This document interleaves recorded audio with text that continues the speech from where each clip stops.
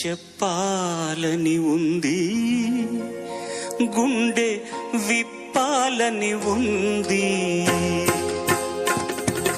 పల్లవించవా నా గొంతులు, పల్లవి కావా